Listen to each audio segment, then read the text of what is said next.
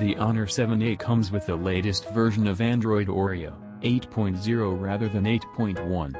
However, pasted over the top is the parent company Huawei's proprietary interface, called EMUI, Emotion UI, version 8.0.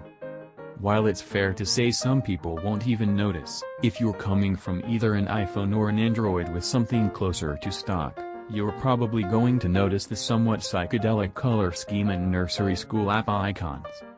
No doubt it'll suit some people's taste, but to me is one of the more disliked features of Honor and Huawei phones.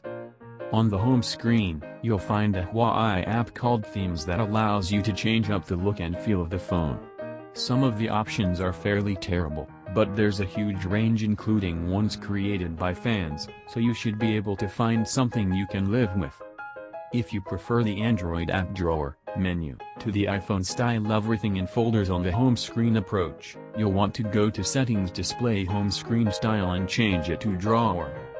That will bring back the menu of app icons, so you don't have to have a million home screens, but annoyingly you have to bring up the drawer using the old-style round key on the center of the Quick Apps bar. You can't swipe up on the home screen to open the app drawer as you can in stock Oreo.